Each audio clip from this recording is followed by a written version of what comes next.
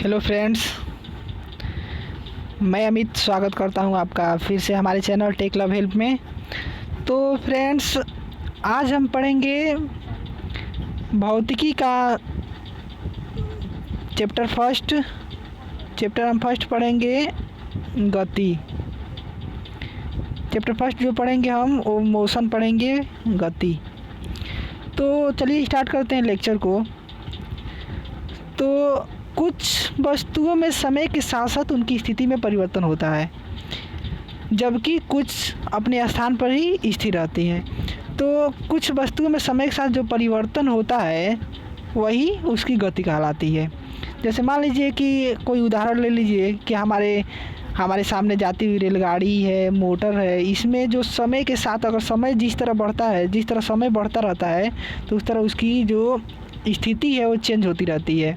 ये एक स्थान से दूसरे स्थान तक वो जाती है। रेलगाड़ी हो गया, आपका बस हो गया, वो एक स्थान से दूसरे स्थान तक जिस प्रकार जाती है तो उसके जो स्थिति में जो भी परिवर्तन होते हैं, जो भी उसमें अन्य प्रकार के जो भी डिफेक्ट या कुछ भी आते हैं तो उसको हम गति की अवस्था कहते हैं।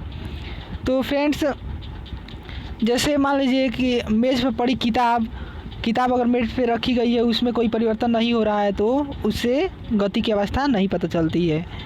और जैसे मान लीजिए कि इससे पता चलता है कि हमारे चारों ओर की वस्तु या तो स्थिर है या गतिमान है। जैसे मान लीजिए कोई वस्तु रखा गया है, हमारे चारों ओर जितने वायुमंडल में वस्तु दिखाई दे रहे हैं, या तो स्थिर अवस्था में रहते हैं या गतिमान अवस्था में रहते हैं, या दोनों अवस्था में हो सकते हैं। जैसे मान लीजिए कि कोई स्थिर में है, कोई गतिमान में है।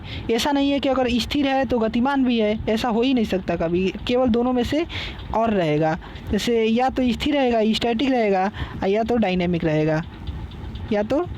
रहेगा। तो परंतु वस्तु की यह स्थिरता अथवा गति हमारे सापेक्ष है, क्योंकि हो सकता है कि जो वस्तु हमें गति में दिखाई देती हैं किसी और दृष्टा की दृष्टि से वो स्थिर हो। जैसे मान लीजिए कोई वस्तु चल रहा है। जैसे मान लीजिए कि हम किसी गाड़ी में बैठे हुए हैं तो गाड़ी चल रही है, तो दूसरा जो रोड पे खड़ा है वो देखेगा कि गाड़ी चल रही है। लेकिन अगर हम गाड़ी में बैठे हैं तो हमको ये नहीं लगेगा कि गाड़ी चल रही है, हमको लगेगा कि जो बाहर का पेड़ पौधे हैं वो सब चल रहे हैं। और जो बाहर रहेगा, बस के बाहर रहेगी, गाड़ी के बाहर रहेगा, नीचे रहेगा, उसको पूरा जो पेड़ पौधे हैं वो गतिमान स्थिति में नहीं दिखाई देंगे। तो इससे जो देखने वाले का नज़रिया और उस चीज़ के प्रति उसके प्रभाव के रूप में व्यक्त किया जाता है। अतः स्थिरता अथवा गति की अवस्थाओं में का वर्णन सापेक्ष होता है। तो यहाँ पे हम फिर पढ़ लेते हैं गति के प्रकार। जो टाइप ऑफ मोशन होते हैं, टाइप ऑफ मोशन। तो मुख्यतः गति को 3 भागों में बांटा जा सकता है। एक होता है आपका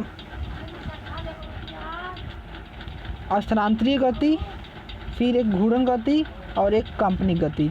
तो स्थानांतरिय गति हम स्टार्ट करते हैं। तो जब कोई वस्तु एक सीधी रेखा में गति करती है तो ऐसी गति को स्थानांतरिय गति कहते हैं। मान लीजिए कोई आपका ये बॉल है, ये सीधी रेखा में इस साइड में यहाँ से यहाँ आ जाता है और सीधी रेखा में चलता है। एक सीधी रेखा में इसकी जो गति होती है वो स्थानांतरिय गति कहलाती है। तो स्थानांतरिय गति को रेखीय गति भी कहते हैं। जैसे एक रेखा में जो गति हो रही है उसको रेखीय गति हम कहते हैं। जैसे सीधी पटरियों पर चलती रेलगाड़ी सीधी पटरी पर चल रही है तो एक स्थानांतरिय गति हो गया। स्थानांतरिय गति में मूल बिंदु से दाईं ओर की दूरी को धनात्मक, जैसे मान लीजिए कि आपका चतुर्थांश आप पढ़े होंगे, ये जीरो होता है। मूल बिंदु से जो दाईं ओर की जो दूरी होती है उसको पॉजिटिव लेते हैं, और जो बाईं ओर की दूरी होती है उसको निगेटिव रूप में व्यक्त किया जाता है। अब हमारा सेकेंड हो गया आपका घूर्णन गति। तो घूर्णन गति, जब कोई पिंड किसी अक्ष के परितः घूमता है तो ऐसी गति को घूर्णन गति कहते हैं। जैसे पृथ्वी का अपने अक्ष पर घूमना। जैसे पृथ्वी, मान लीजिए कि जो पृथ्वी है उसका नॉर्थ पोल और साउथ पोल होता है तो वो अपने अक्ष पे लगातार घूमती रहती है, उसी से दिन रात होता है। तो पृथ्वी का अपने अक्ष पर जो घूमना होता है वो एक घूर्णन गति का उदाहरण होता है। जैसे मान लीजिए कि आपका पंखे की जो गति है, जैसे मान लीजिए आपके घर में पंखा चल रहा है, तो पंखे की जो गति है वो भी एक घूर्णन गति के रूप में होता है, क्योंकि पंखा का एक ध्रुव है जो मिड पॉइंट पे होता है, जो दीवार से, जो ऊपर छत से, सीलिंग से आपके बंधे होते हैं, तो उसका ध्रुव हो गया, उसका अक्ष हो गया, और उसी के परितः पंखा घूमता है। ये अक्ष, ये पंखा हो गया, तो पंखा इसी के परितः आपका घूमता है। ये आपका सीलिंग हो गया। और तीसरा हमारा हो गया कंपनीय गति। तो कंपनीय गति में समझ लेते हैं हम कि जब कोई पिंड किसी निश्चित बिंदु से इधर उधर गति करती है, किसी निश्चित बिंदु से इधर उधर गति करती है, तो उसे काल्पनिक गति कहते हैं। और इधर जैसे मान लीजिए कि ये आपका जैसे घड़ी की लोलक का अपने मध्यमान स्थिति से दोनों ओर दोलन करना। से एक घड़ी होती है जो दोलन गति करता है, घड़ी के नीचे एक पेंडुलम लगा होता है, से उसके बीच पॉइंट में एक पेंडुलम रहता है। जब घड़ी को अलार्म सेट किया जाता है तो पेंडुलम जो होता है अपने एक मिड स्थिति से कभी दाएं कभी बाएं जाता है, और कभी अपने मिड स्थिति से बाएं जाता है। तो इसकी जो गति होती है एक ही स्थान पे रह करके वो इधर उधर कंपन करता है, तो इसकी जो गति हो गई वो काल्पनिक गति हो गई। तो ये रही गति से संबंधित कुछ तथ्य। और नेक्स्ट लेक्चर में हम पढ़ेंगे कि न्यूटन के जो गति विषयक नियम होते हैं वो कौन कौन से हैं, न्यूटन ने कौन कौन से फार्मूले दिए, और कौन कौन से गति विषयक नियमों को न्यूटन द्वारा प्रतिपादित किया गया था। Thank you for watching.